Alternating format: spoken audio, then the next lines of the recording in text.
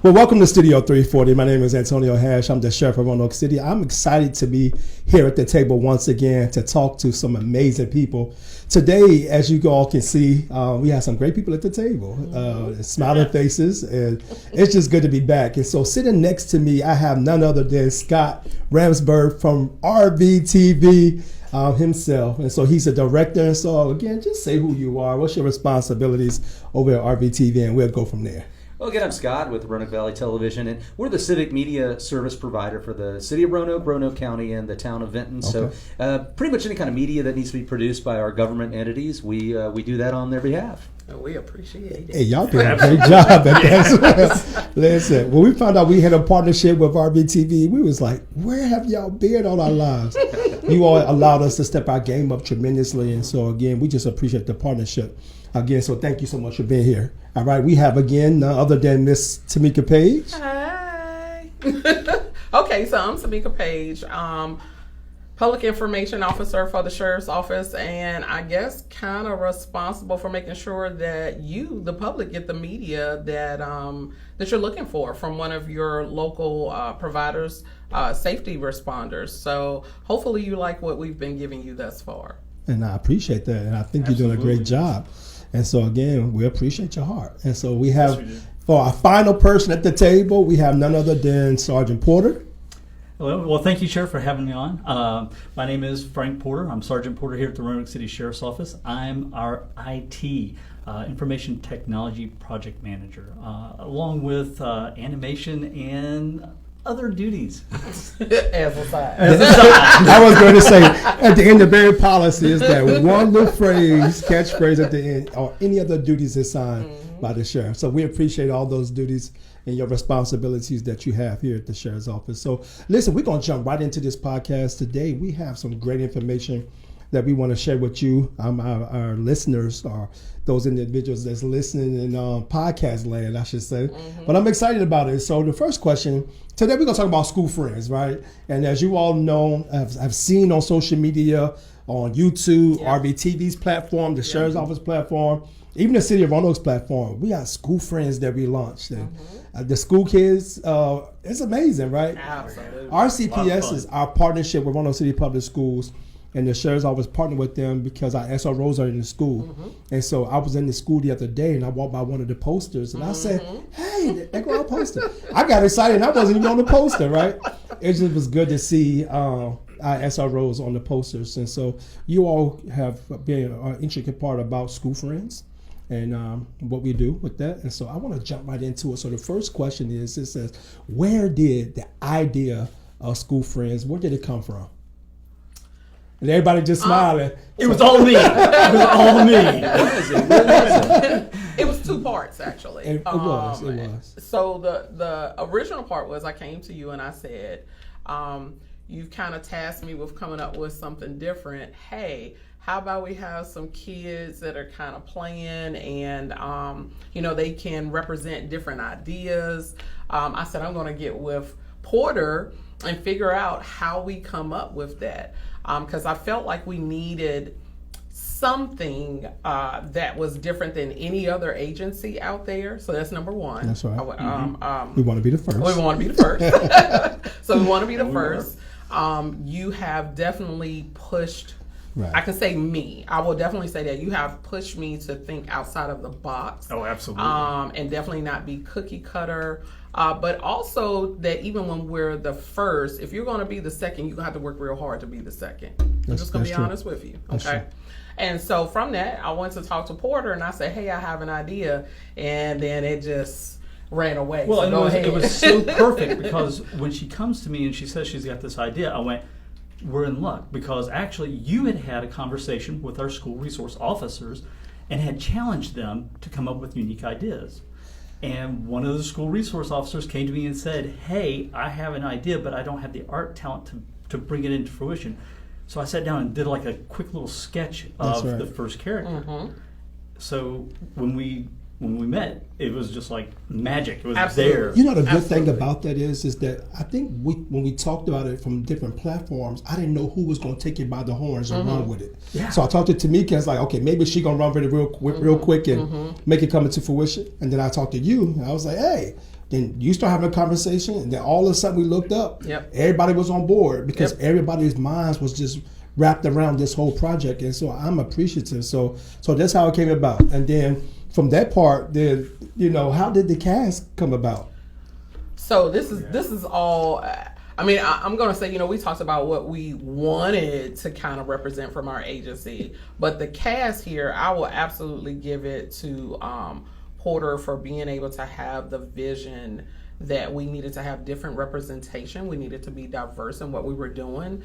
We kind of went back and forth on the names of who our characters would be, but definitely I want him to toot his own horn about the creativity of those characters. What was the first character?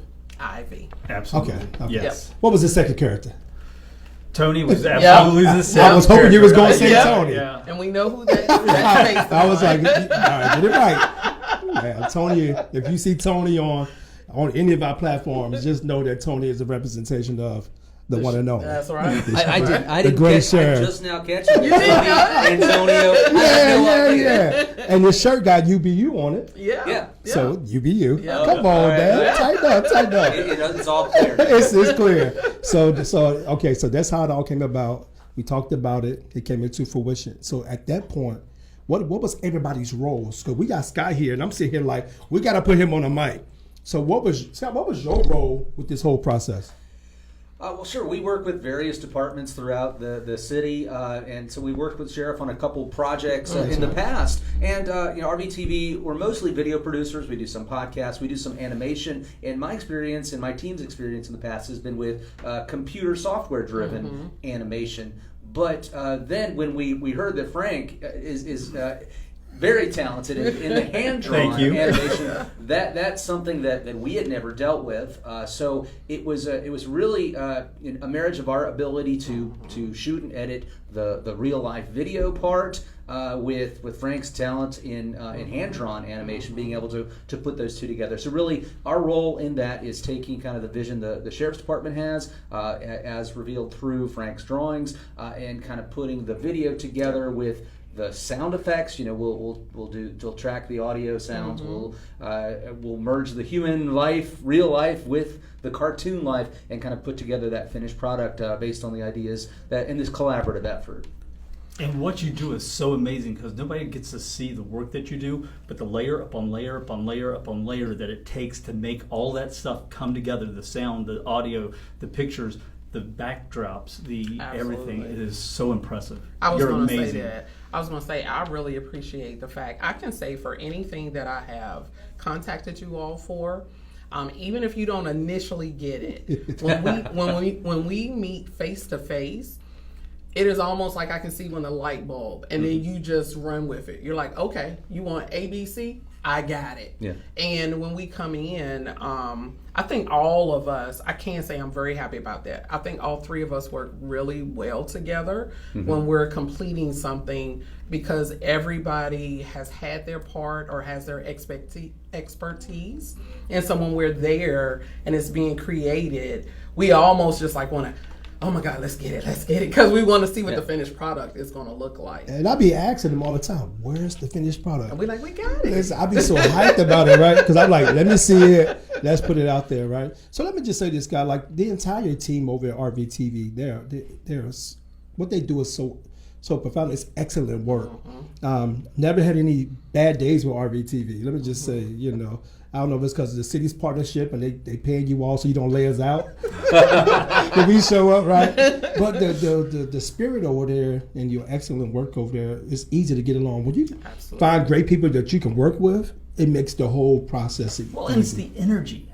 Everyone involved has got so much energy, so much passion, and it just drives it. I mean, it comes right from one of our core values. It's right from the heart. Well, I would say not many people are as lucky as we are to be able to be creative every day in their career, and it's not just one part of your job, but a great majority of what we do is being able to be creative. So, when you have that, it's easy to be happy, get that energy up, and be even more creative as a result. Yeah. Absolutely. So with that being said, all of this came into fruition, and then I got the call one day and said, "Hey, Sheriff, I think we can get an award." And I said, "An award for what?" They was like, for the school friends. I was like, they don't give us an award for School Friends. And so they say, hey, we're going to put in for it. They talked to RVTV. They put together the presentation. Yep. And it went forward. And then all of a sudden, the team talking, we was like, no, we just want one award. And then I think somebody said, we're going to get 2 awards. I'm like, no, let's take all the awards. I don't know.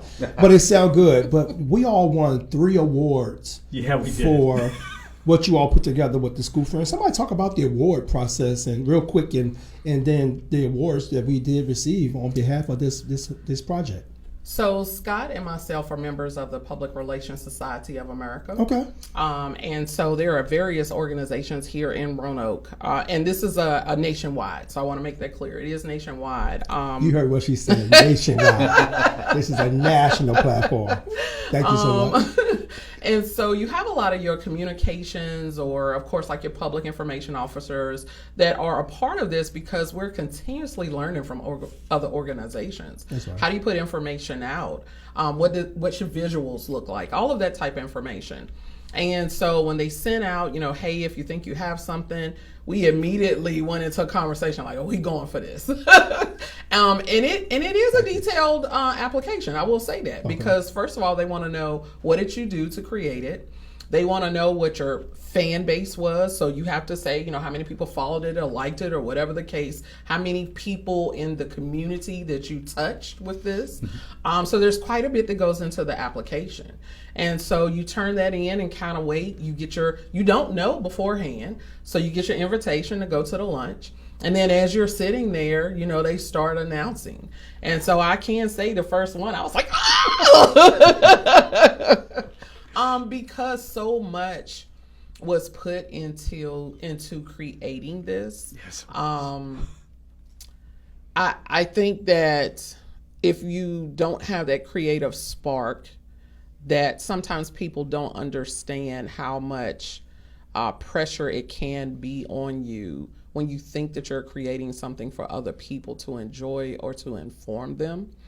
It's not necessarily to see your name in lights or to get the award, but the thing is, did you meet your target? Did you do what it is that you set out to do? And I was going to say that, especially for this award, Public Relations Society, being creative is one thing. We talked about how great that is, but when you enter an award like this, you have to talk about the strategy behind your decisions, and you have to talk about how you evaluated those decisions on the back end in your whole comprehensive strategy. And so the 2 awards that were submitted for, again, you'll see we had 3 awards were awarded, but 2 were submitted. One was for the video 2 minutes of less category, and the other one was for the public relations campaign. And we were up against the whole western part of Virginia for those that submitted awards. And it's because we had both that creative content, the thought process, the strategy behind it, and we're able to document that and present it to those judging. Absolutely. A jury of peers, actually. Yep. And actually, I want to say, was it Maine or who? It was another state. Buffalo. Buffalo. Yes. Okay. So it was another PRSA subgroup in Buffalo that actually, so that way you don't have to worry about anyone local liking you, not liking you, whatever the case may be. So that made me feel even better that a group of strangers that knows nothing about us saw that and thought that we were worthy of the award. And then even more than that, I'm going to go talk about the 3rd award now. The third award. As advertised, we submitted for 2 categories, and we received 3 awards. The 3rd award was not a categorical award. All of the entries that are submitted are put into a special award for creativity, and so not just in the category submitted. This project won for creativity versus all of the different categories, and there are about 20 or 30 different categories of submission in this competition. So it's a really kudos to everybody involved. That was a recognition above and beyond the awards that were actually submitted for. And then the feeling that you get when you go up there to receive the award, it's not just that you got this pretty trophy. It's the fact that when you look out at all of your peers, they're clapping for you, they're giving you thumbs ups, and I'm standing there in my uniform and everything, and I've got a tear over there. I'm just like, thank you. I mean, the fact that they totally supported you and they even welcomed and loved your work. That was absolutely amazing to have that support from your peers. Can you think about the first project? What was the first project with School Friends? Seatbelt. It was Safety Starts With You. Safety Starts With You, right? Which was Ivy and the the seatbelt campaign. Yes. Because again, a lot of times in our schools, we see kids show up, family members show up and don't have seatbelts on. And I tell parents all the time, if you get in the car with your kids, you buckle up. Your kid need to buckle up. That's right. So that was a great campaign. So thank you all for that. What was number 2? So number 2, we actually did the fentanyl. That was number. That was number 2, yes, wasn't it? Yes, we did. Well, so let me back up. We had a little half where last Halloween we introduced real life Ivy. That's right. That's right. That Real is life true. Ivy, Yeah, yes. yeah. So we introduced real life Ivy, and the kids absolutely loved meeting Ivy in person. That's right. So that was what I would say is a half. And then we started talking about the fentanyl project. So, the governor's wife, Lady Youngkin, First Lady Youngkin, had an initiative to fight fentanyl.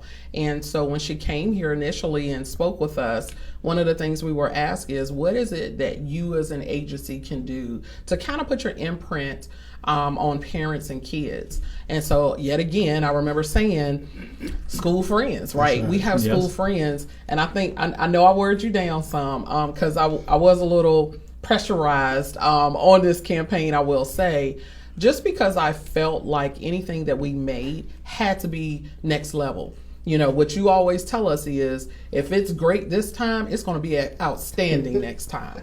And so I know sometimes I can be a little rough around the edges when it comes to asking you to make tweaks. But I will say that finalized project, I'm proud to say that as we presented it, the room came alive. Yeah, I mean, the Attorney General was here, and First Lady Youngkin was here, and we got a standing ovation when we presented. I want to say, ladies and gentlemen, place your eyes on the screen. Yeah, they looked at it. Everybody looked at us. It's like the music came on, and you got people in suits moving. I was like, it did. It was wonderful. So that was a great partnership. That was a great partnership. So we even got the school friends on one of our vehicles right now. Absolutely. That's a drive around the city or in our school. So that's great. Yep. And we've used school friends for bullying. So we did another video that talks about bullying. And then so let's say, so what's next, or what's in the future for school friends? So I'm just gonna say this part, and then I'm gonna give it over because right here, sometimes I have to say, "Oh mercy." One of the things that we did this school year, going back to school, was to really put school friends out there. So just like you mentioned in the beginning, that's right. We now have posters in all 17 of the elementary schools. They identify your SRO for the school, and they also have your school friends on there. Why? Because school friends are important, and we're going to use them in ways that you've never seen them used before.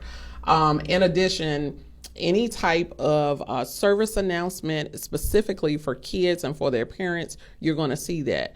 But Sergeant Porter over here showed me something this morning.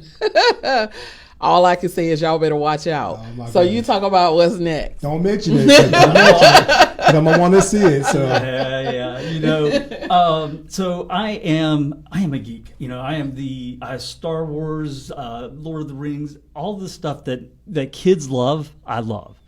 And I'll just say this, and when you watch the podcast, you're going to have to break apart everything I'm saying to try to pick out where I'm leading you to. But you never know how things are going to transform for our friends.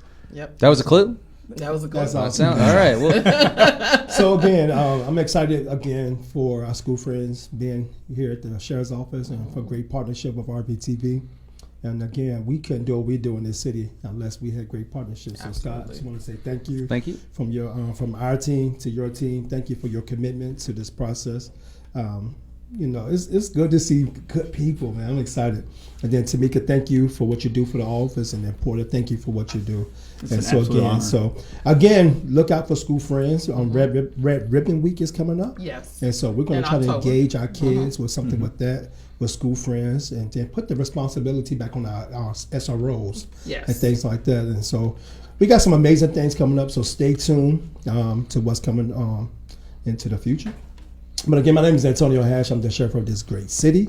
This is Studio 340. Thank you for tuning in today. And as I always say, we do it better when we do it together.